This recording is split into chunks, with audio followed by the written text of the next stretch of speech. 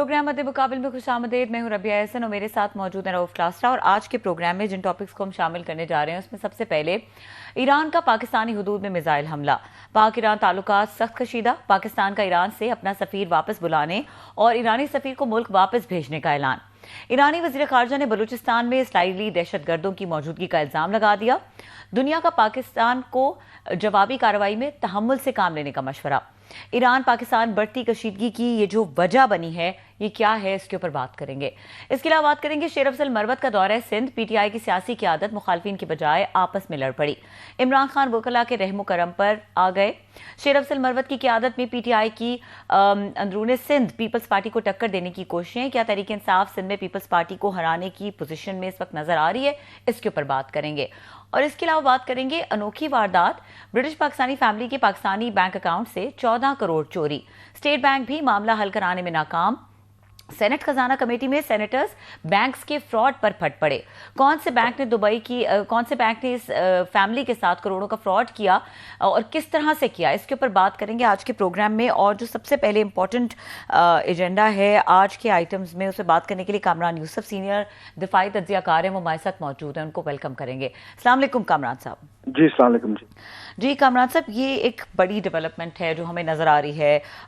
कल ये जो खबर आई है कि पंजगोर पर हमला किया ईरान ने, इसकी डिटेल्स क्या हैं इस तमाम तरवाक़े की?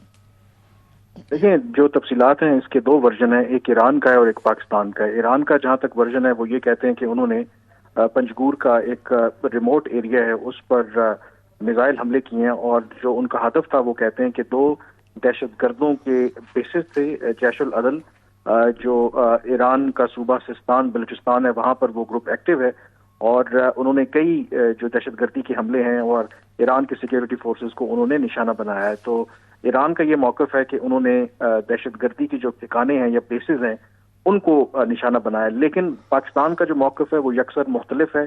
पाकिस्तान का ये कहना है कि ईरान ने एक तो पाकिस्तान के जो एयर स्पेस है उसकी वायलेशन की है, सॉवरेंटी की वायलेशन की है और जो स्ट्राइक्स उन्होंने किए हैं उसके नतीजे में दो जो मासूम बच्चे हैं वो जाँ बाक हुए हैं और 3 बच्चियां जो हैं उसमें जख्मी हुई हैं। तो ये तफसीलात हैं, यानी कि दोनों जो अतराफ हैं उनकी तरफ से जो क्लेम्स हैं वो डिफरेंट हैं। लेकिन इसका जो लार्जर ऑफ कोर्स इम्प्लीकेशन है वो यही है कि ईरान की तरफ से इस तरह का जो इंतहाई कदम है और उसकी जो इम्प्लीकेशंस हैं वो ऑलरेडी हमारे आप सामने हैं कि कैसे पाकिस्तान ने अपना जो सफीर वापस बुलाने का फैसला किया है, बल्कि वापस बुला लिया है, और जो ईरान का पाकिस्तान में सफीर है उनको मुल्क बदर किया है।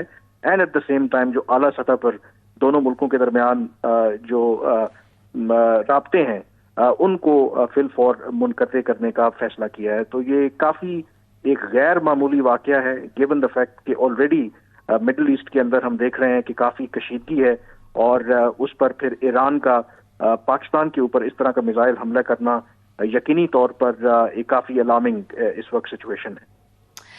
ये भी थोड़ा सा बताएगा, जिस तरह से आपने कुछ स्टेप्स का जिक्र किया है कामरान साहब कि पाकिस्तान ने लिए एज अ रिस्पॉन्स, फर्दर क्या चीज़ें पाइपलाइन में हैं and how is Pakistan going to take care of this situation? क्योंकि ऑफ कोर्स जो मौजूदा सूरत हाल है उसमें कोई भी नहीं जाना चाहता कि किसी एक्सट्रीम पोजीशन को लिया जाए, तो ये थोड़ी बेहतरी की तरफ जाने के कोई इम्कानात हैं? पाकिस्तान कुछ कर सकता है इसके लिए? देखें, अभी तो ये कहना कबल अज़ वक्त है क्योंकि पाकिस्तान ये बात तो बड़ी वाज़ेह है कि कभी भी ईरान के साथ एस्केलेशन नहीं चाहता और पाकिस्तान को उसका कोई फायदा भी नहीं है। और इवन इस वाक़े से पहले भी पाकिस्तान ने हर तरह की जो भी यकीन दहानियां हैं, जो भी कंसर्न्स ईरान के दहशतगर्दी के हवाले से या बॉर्डर सिक्योरिटी के हवाले से थे, पाकिस्तान ने ईरान को बहरा ये एश्योरेंस दी थी कि पाकिस्तान किसी भी ऐसे ग्रोह को या कोई भी ऐसा इक़दाम नहीं करेगा जिससे ईरान डिस्टेबलाइज हो। लेकिन उसके बावजूद ईरान ने ये स्टेप लिया। अब क्योंकि उन्होंने ये स्टेप लिया है, पाकिस्तान की एयर स्पेस की वायलेशन की है, तो पाकिस्तान के लिए एक बड़ी मुश्किल सूरत हाल है। अगर वो इस हमले का जवाब नहीं देता, यानी कि रिटेलिएट नहीं करता, तो इससे ये तासुर जाएगा कि पाकिस्तान एक कमजोर रियासत है। और दूसरा एक प्रेसिडेंट जो है वो सेट हो जाएगा कि कल कोई भी मुल्क उठकर दहशतगर्दी के नाम पर पाकिस्तान के खिलाफ इस तरह की कार्रवाई करेगा और फिर पाकिस्तान खामोश बैठा रहेगा। तो इसलिए पाकिस्तान आप कह सकते हैं कि एक मुश्किल सूरत हाल में है इस वक्त। अगर वो रिटेलिएट करता है तो ये खतरा है कि इससे फर्दर एस्केलेशन हो सकती है, और अगर रिटेलिएट नहीं करता तो उससे एक ये तासुर जाएगा कि पाकिस्तान जो है वो एक कमज़ोर रियासत है। जी बहुत शुक्रिया कामरान, आप इस पूरे मामले को बड़ा करीब से देखते हैं, आप डिफेंस रिपोर्टिंग करते हैं, फॉरेन ऑफिस, सिक्योरिटी इशू सारे देखते हैं, तो आपसे बेहतर इस पूरे मामले को मतलब कोई नहीं समझ सकता। ये भी आपने एक बात की प्रेसिडेंट की कि वो बन जाएगी, प्रेसिडेंट तो कब की बन चुकी है, 2011 में OBL में हुआ, अमेरिकन है उन्होंने एबटाबाद में उन्होंने आके ऑपरेशन किया और वो डायरेक्ट उस वक्त भी हमारा डिफेंस सिस्टम जो है वो मेरा ख्याल डिटेक्ट नहीं कर सका था।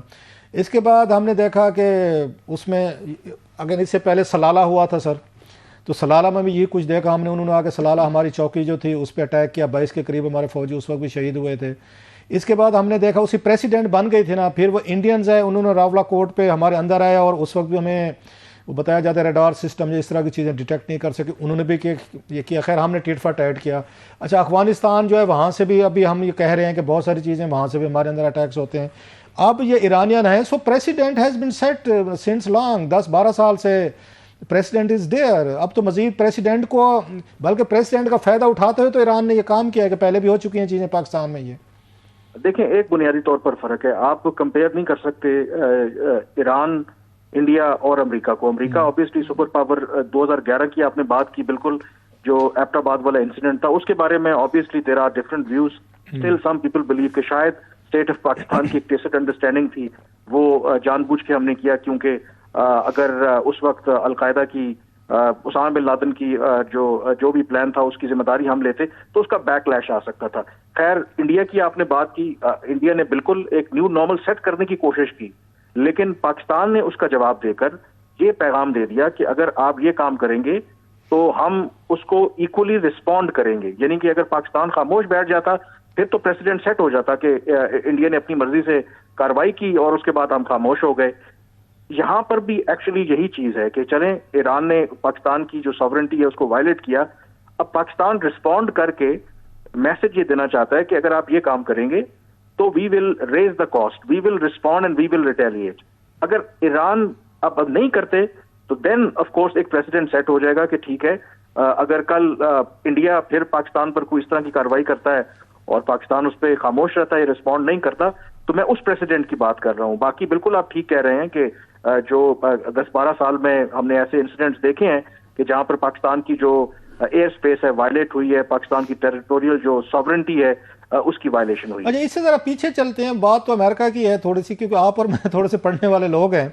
आपको याद होगा जब बिल क्लिंटन वहाँ पे ये प्रेसिडेंट थे USA में, और जनरल ये जहांगीर करामत जो है आर्मी चीफ थे, उस वक्त भी उन्होंने एक लॉन्च किया था, एक मिसाइल अटैक जो है ना अफगानिस्तान में किया गया था उसको उसामा बिन लादेन के कैंप्स पे, जिसमें से एक मिसाइल वहाँ क्वेटा में किसी जगह गिर भी गया था।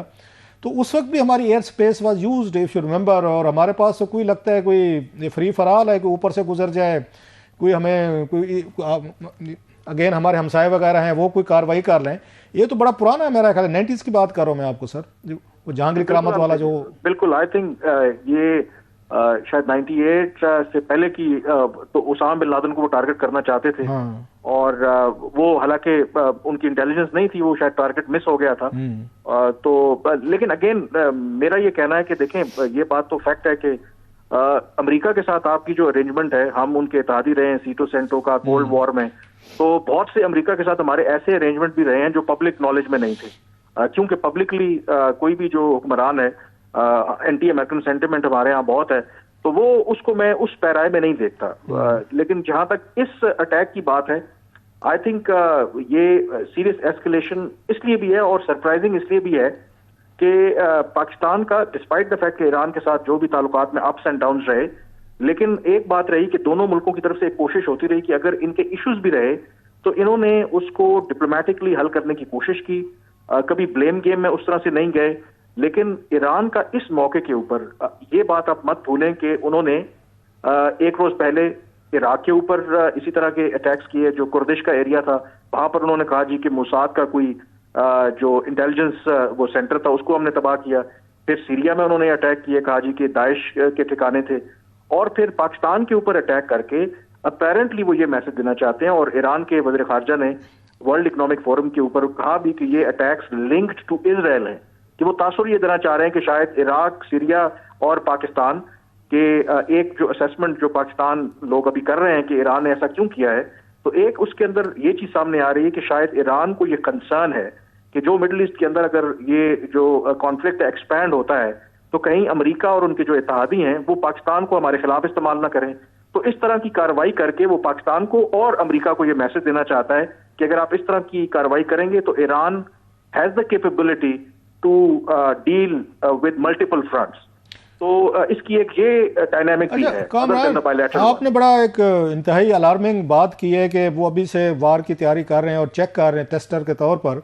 जब मिडल ईस्ट क्राइसिस में है, यमन में अभी अमेरिकन ने कोई बम्बिंग उन्होंने की है, फिर हमने गजा में देख रहे हैं इतना बड़ा एक war is already going on, Ukraine में वार चल रही है, इधर से एक नया महाज उन्होंने 3 ममालिक पे अटैक किया है, ईरान ने किया है। सो ये ईरानियन जो है वो अगर इतनी इराक पे भी जैसे मैंने कहा वहाँ पे भी किया, इतनी बड़ी वार वो हैंडल कर सकेंगे अगर उन्हें ये खतरात भी हैं कि अमेरिकन जो बहाने ढूंढ रहे हैं। और पाकिस्तान ने हमेशा रजिस्ट किया इस बात को कि इन्होंने तो हम अगेन हमारी हुकूमतों ने एस्टेब्लिशमेंट ने रिफ्यूज़ किया है कि हम अपने आप को इसके खिलाफ ये ईरान के खिलाफ यूज़ नहीं होने देंगे। आखिर ये फैसला किया गया है, वेरी बिग डिसीजन। पहली दफ़ा हुआ 76 साल में। ईरान ने सपोर्ट भी बड़ी किया पाकिस्तान को, 65 की वार में की है, 71 में की है। They have been a great friend, Iranian people have been a great friend to Pakistan. इतना बड़ा फैसला अगर किया गया है किसी न किसी थिंकिंग लेवल पे, तो उनको पाकिस्तान के रिस्पांस के बारे में देवर श्योर के हम मैनेज कर लेंगे, कोई नहीं, खैर है। उन्होंने उसी तरह डील किया जैसे इराक और शाम के रिस्पांस, उन्होंने कहा कोई मसला नहीं है। सो दे अस्यूम्ड कि हम यहाँ पे उसी तरीके से, कोई नहीं, घर वाली बात है यार, कुछ हो जाता है छोटा मोटा, यार हमने कर लिया तो क्या मसला है ऐसा।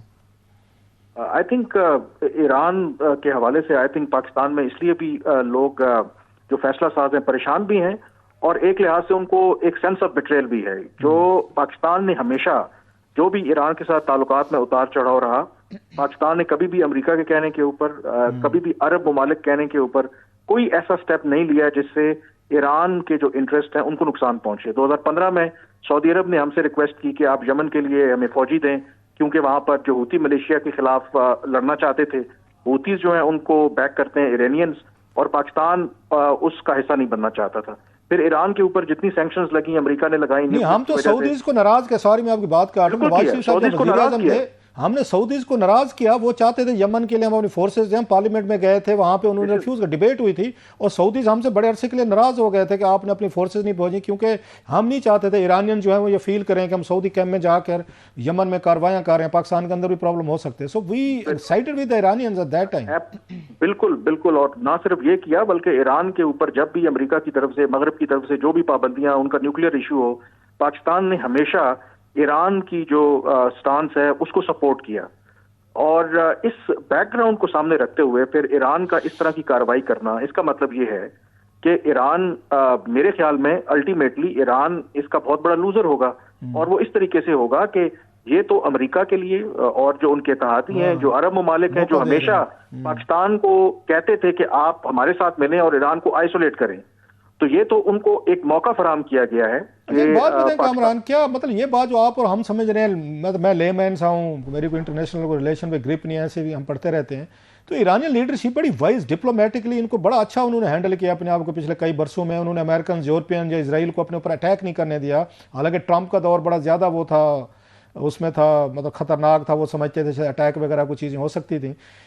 तो क्या उनके कोई डोमेस्टिक इश्यूज हैं कि वो खुद जानबूझ के प्रवोक करना चाहते हैं, कोई वार इनवाइट करना चाहते हैं, टिट फॉर टैट हो, वो चाहे इराक से हो, चाहे शाम से हो, पाकिस्तान से हो, ऑलरेडी इसराइल के साथ उनके इस तरह के तल्लुकात हैं, वो वार चल रही है। ये कोई डोमेस्टिकली को उनकी ज़रूरत बन गई है कि एक नया यहाँ पे वो क्या वॉर फ्रंट खोला जाए, वो भी उसमें पाकिस्तान भी शामिल हो। मतलब I am at loss to understand कि उनके डिप्लोमेटिकली या स्ट्रेटेजिकली क्या जहन में ऐसी चीज़ थी कि they are inviting a war.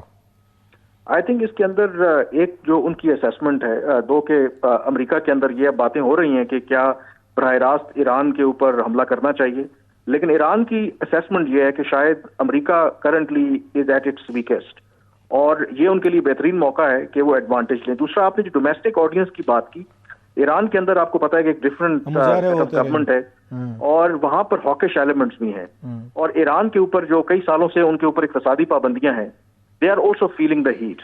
और उनको ये लगता है कि अगर ये इस तरह का नेशनलिस्टिक फर्वर अगर वो उजागर करेंगे और इसराइल के खिलाफ सेंटिमेंट उभारेंगे, और अगर ये जंग में जाते हैं, इस तरह के फ्रंट्स ओपन करेंगे, तो दैट में यूनिफाई द कंट्री। जो डिविजन है with in their country, that can also help.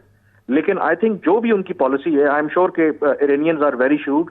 उन्होंने ये वॉर गेमिंग की होगी कि पाकिस्तान का रिस्पांस भी आ सकता है, अगर पाकिस्तान का रिस्पांस आएगा तो उसको कैसे टैकल करना है। एक बात बताएं, आपको याद होगा इमरान खान साहब जब वजीर आजम थे तो ये गए थे वहाँ पर, और इन्होंने एक क्लिप भी चल रहा था जिसमें इन्होंने बात की थी कि ईरानियन को शिकायत है कि पाकिस्तान से कुछ ग्रुप्स हैं जो ऑपरेट करते हैं। अभी पिछले दिनों दिसंबर में भी अटैक हुआ उनके पुलिस स्टेशन पर, जिसमें 11 ईरानियन वो सिपाही जो थे कैजुअल्टीज़ बनी। पहले भी हमारी इस तरह झड़पें होते रहते, क्लैशेस तो वहाँ पे थे।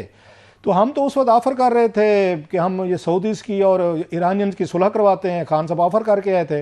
अब हमारी सुलह कौन करवाएगा ईरान के साथ? आर्बिट्रेशन कौन करवाएगा? किसको गलत सही है और क्या इसकी फेस सेवन क्या निकल सकते? कोई मुल्क है चाइना की, हम सुन रहे हैं चाइना ने कहा रेस्ट्रेंट, क्योंकि पहले तो हम देखते हैं अमेरिकन या सऊदीज आते होते हैं पाकिस्तान इंडिया की, वो तल्लुकात ठीक करा लेते हैं, वार शार से में बचा देते हैं। अब तो यहाँ पे बिल्कुल सिचुएशन डिफरेंट है। मतलब ईरान जो है इसके साथ हमारी सुलह कौन करा सकता है? चाइनीज करा सकते हैं, कोई इस तरह की लगती है? मतलब हु इज गोइंग टू, मतलब कोई दरमियान में कौन पड़ेगा हमारे?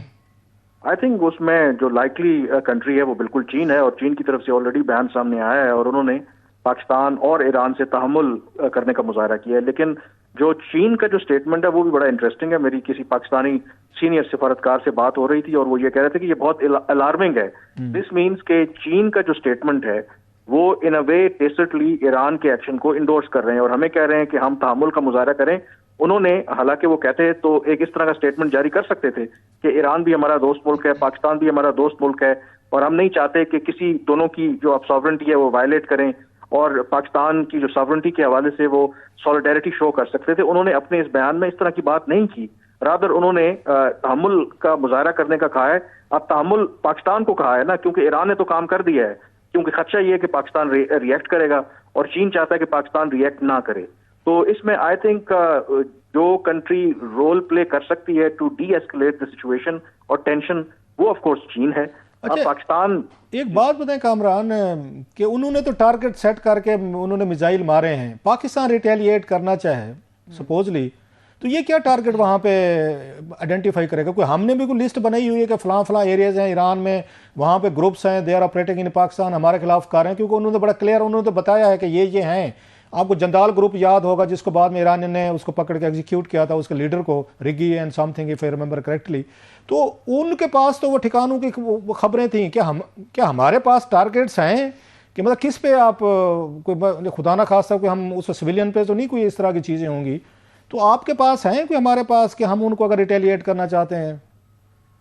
देखिए, बिल्कुल ये जो ईरान का सूबा है सिस्तान बलूचिस्तान और हमारा बलूचिस्तान, ये बिल्कुल वॉलेटाइल है, और बिल्कुल जो ये BLA और BLF और इस तरह के जो बलोच दहशतगर्द तंजीमें हैं, इनकी जो लीडरशिप है ये शटल करती रही है बिटवीन ईरान एंड पाकिस्तान। और फेमस आई थिंक इसमें इंडिया की इन्वॉल्वमेंट, कुलभूषण यादव वाला भी मामला है। तो डेफिनेटली पाकिस्तान के पास आई अंडरस्टैंड के इतनी इंटेलिजेंस होगी कौन कौन लोग कहाँ पे हैं। तो लेकिन इसके अंदर आई थिंक जो इम्पोर्टेंट, नो ऑफेंसेस सर, हमें तो पता ही नहीं चला, आपने इंटेलिजेंस की बात की, हमें तो पता ही नहीं चला, ना हमारा डिफेंस सिस्टम को पता चला है, ना डिटेक्ट हुआ है कि वो आ रहे हैं, मिसाइल आ रहे हैं और वो आए और उन्होंने किया। सो हमारे पास क्या इंटेलिजेंस हो सकते हैं? हमें तो उसके हमले का नहीं पता चला। हमारे पास देखें, जो मिसाइल की जहां तक बात है, डिफेंस शील्ड तो हमारे पास है नहीं ना, जो आप कह लें कि इजराइल के पास है। और वो भी आई थिंक जो इसके अंदर जो मेरा ये मानना है, जो भी अगर रिटेलिएट हम करेंगे, the idea is to send a message कि अगर आप इस तरह का काम करेंगे तो हम रिटेलिएट कर सकते हैं, जो मेरा हंच है। अच्छा कामरान, एक और बताएं कि आपसे हम ज़्यादा सवाल पूछना चाहते हैं। जब इंडिया ने अपनी हमारी एयर स्पेस को वैलेट किया, जहाज़ भेजे रावला कोर्ट, उस पर रावला कोर्ट पे उन्होंने बम गिराए, उसमें एक आध वो हुआ, 2019 की बात है मेरा ख्याल है। उस वक्त जनरल बाजवा साहब, इमरान खान साहब पे बड़ा दबाव था, प्रेशर था रिटेलिएट करने के लिए, क्योंकि India was involve.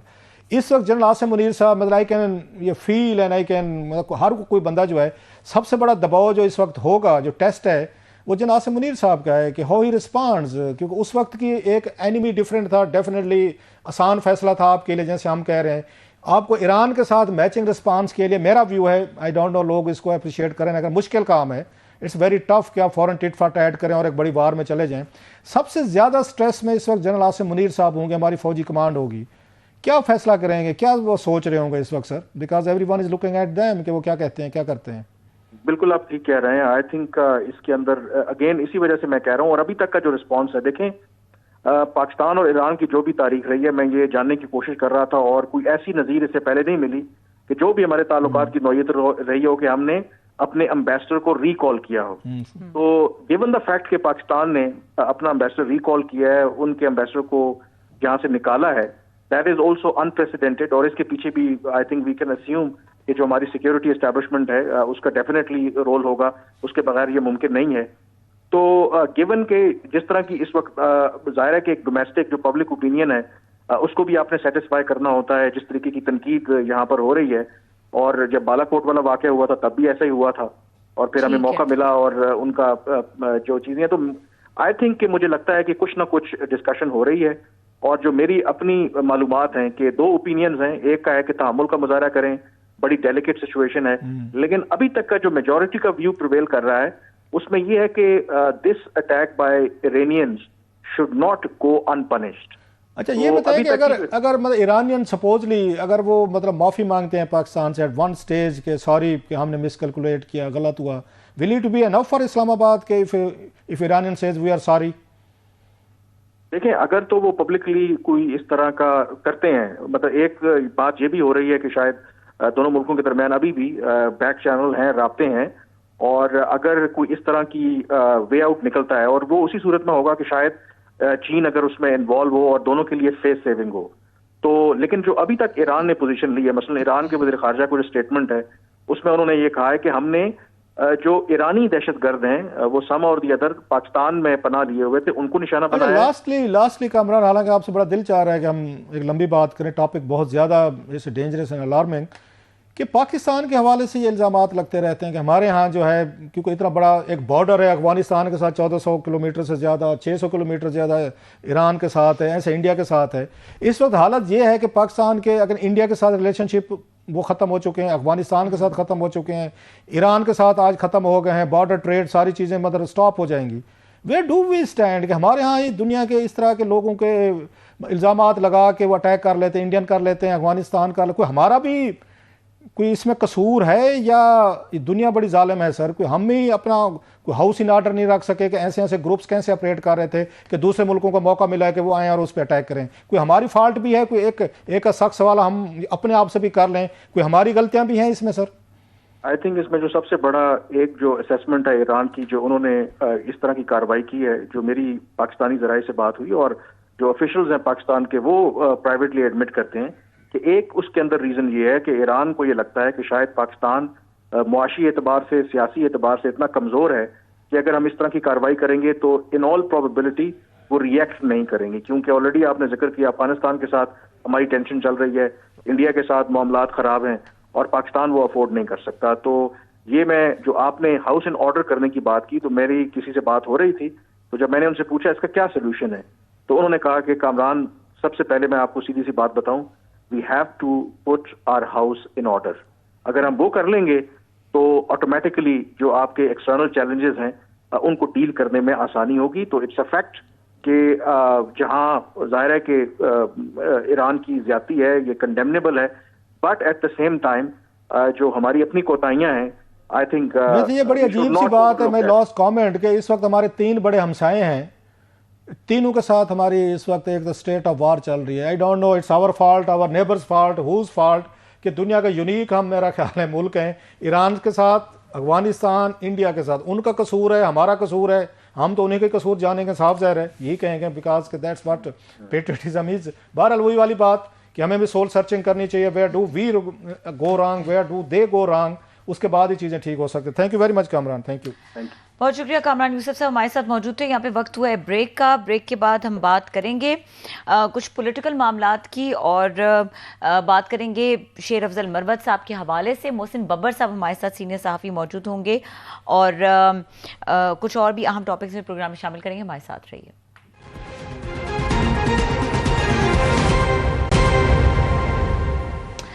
Welcome back. और हम बात करेंगे एक स्कैंडल की। क्लास साहब, पहले भी आप एक बैंक का 25 करोड़ का स्कैंडल लेकर आए थे। इस दफ़ा ये 41 करोड़ की चोरी है और एक अकाउंट होल्डर है जिसके अकाउंट से फेक साइन के ऊपर 41 करोड़ जो है वो निकाले गए हैं। सेनेट खजाना कमेटी में ये मामला आया और इसके ऊपर बड़ी डिस्कशन हुई।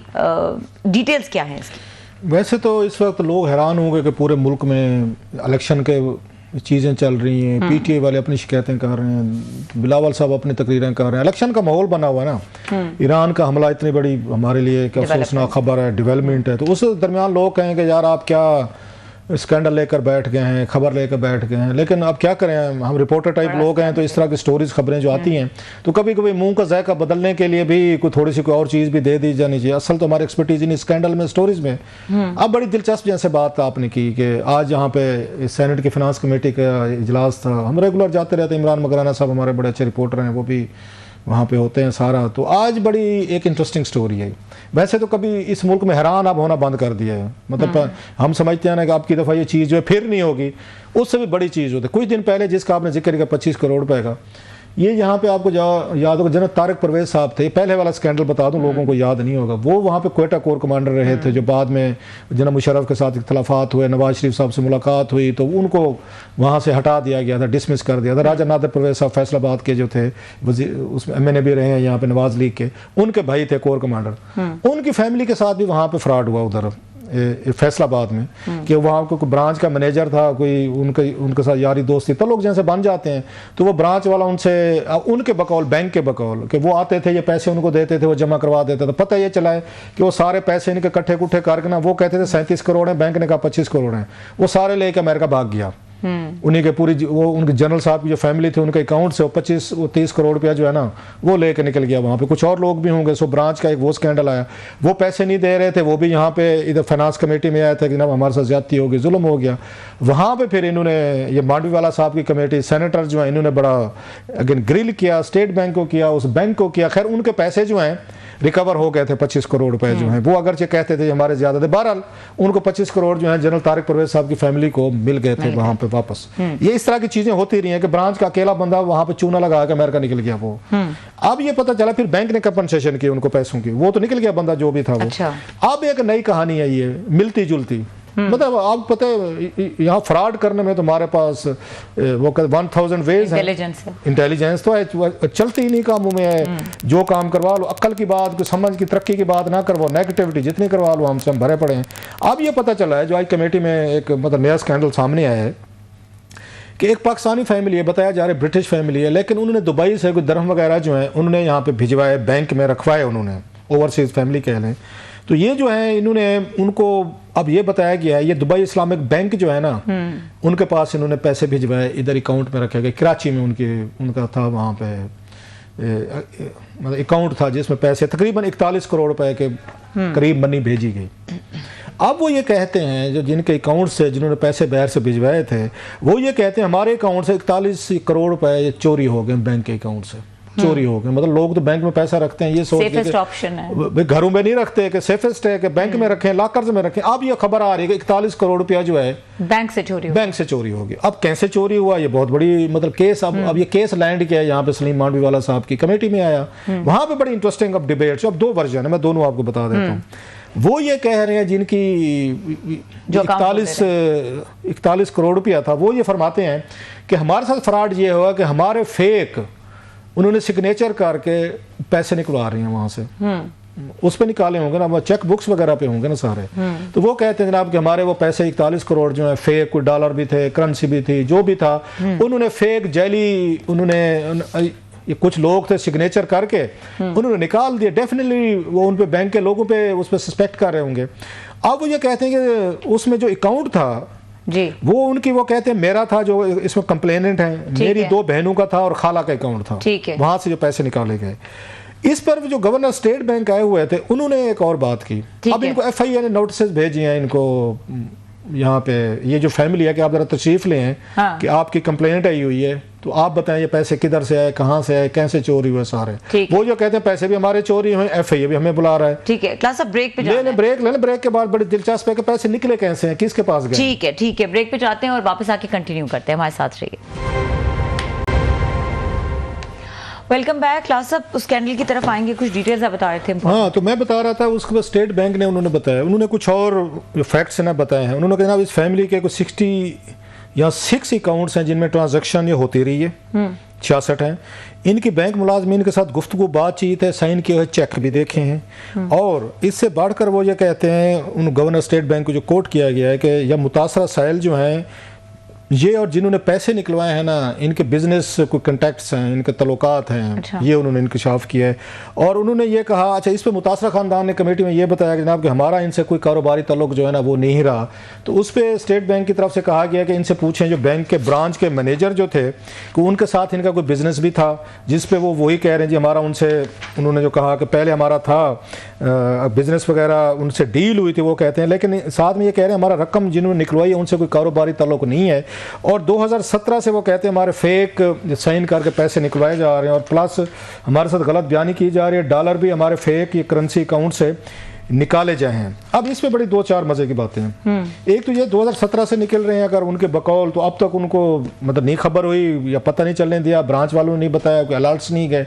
दूसरे ये होते जब आप कोई अमाउंट निकालते हैं, मतलब मैं अगर कोई 1 लाख रुपए से ज्यादा का चेक दूं या 3 लाख 5 लाख का, तो मुझे बैंक की तरफ से कॉल आती है, you have to verify that कि ये अमाउंट आपकी निकल रही है, तो आप इसको वेरीफाई करते हैं, फलां बंदे के नाम पे चेक है या आप इसको कैसे देखते हैं। सो इस पे अब 2 चीजें हैं। एक तो ये है कि मतलब जो स्टेट बैंक कह रहा है या बैंक वाले कह रहे हैं, ये बिजनेस इनकी पार्टनरशिप थी या बिजनेस तल्लुकात थे, इन्होंने मे भी उनको साइन करके चेक दिए हुए हैं, तो अब ये चाहते हैं जो उनको पैसे क्यों गए, लेटर ऑन कोई वो चीजें एग्जीक्यूट नहीं हो सकी होंगी। एक पॉसिबिलिटी यहाँ पे है। सेम इसी तरह हमने फैसलाबाद में देखी, वहाँ भी ब्रांच मैनेजर जो है वो इन्वॉल्व थे, इधर भी ब्रांच मैनेजर है जो उसके हवाले से वो इतराजात कर रहे हैं। So it's a bit complicated ये केस है, लेकिन अब वो जो स्टैंडिंग कमेटी है वो उनको बुलाना चाहते, क्योंकि पूरे बैंकिंग इस पे ये क्वेश्चन उठ जाते होते बैंक और ये क्लाइंट के दरमियान। क्लास साहब, वही बात है कि अगर कॉल बैक कॉन्फर्मेशंस मौजूद हैं तो फिर बैंक का केस बड़ा स्ट्रांग है कि हमने कॉन्फर्मेशन ली थी। And then another valid point के स्टेटमेंट्स वगैरह क्यों 2017 से चेक नहीं किए, क्यों नहीं पता कि अकाउंट की क्या। दूसरा वो ये कह रहे हैं कि अब कोई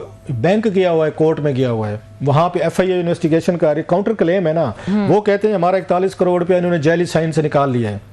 वो कहते हैं जनाब कि नहीं, इनकी उनके साथ बिजनेस का इनका लेन देन था, मिलना जुलना था। या अब वो कहते हैं हमारे फेक अकाउंट है, विच उस पर एक और बात की है जो फैमिली के हक में जाती है, उनके बकौल वो कहते हैं हम तो थे नहीं यहाँ पे, हम तो ये पाकिस्तान में नहीं थे जब ये अमाउंट्स वगैरह निकलवाई गई, हम तो थे नहीं पाकिस्तान में। तो अब वो अगले कहते हैं ये चेक थे उनके पास। अच्छा, लेकिन आजकल वेरिफिकेशन के प्रोसेस हैं, दुनिया मतलब डिजिटाइज हो चुकी है, बैंकिंग सेक्टर हो चुकी है, 1 2 3 वेरिफिकेशन आपके पास है, सिर्फ एक नहीं है। ईमेल भी है आपके पास, SMS भी है, कॉल ऑप्शन भी है, लोग अब वो भी करते हैं, मोबाइल बैंकिंग भी करते हैं, आपने अपने ऐप आपने डाउनलोड किया हुआ है। सो कहने का मकसद ये है। अब दूसरी साइड ये है कि फैमिली जो है 41 करोड़ रुपए के लिए, अब वो मीडिया के साथ भी बात करने को तैयार नहीं थे, लेकिन कमेटी में आए हैं, उन्होंने बातचीत की है। बहरहाल सलीम मांडीवाला साहब और इनकी कमेटी सेनेटर जो है, इन्होंने पहले भी वो 25 करोड़ रुपए वाला फैसलाबाद वाला जनरल तारिक साहब वाला वो मसला भी इन्होंने हल किया हुआ है। अब ये देखते हैं इसमें से कैसे ये केसेस रिजॉल्व होता है। बहुत शुक्रिया क्लास साहब, जो डिटेल्स आपने बताई वो देखने के लिए बहुत शुक्रिया। प्रोग्राम का वक्त खत्म हो गया, इजाजत दीजिए, अल्लाह हाफिज।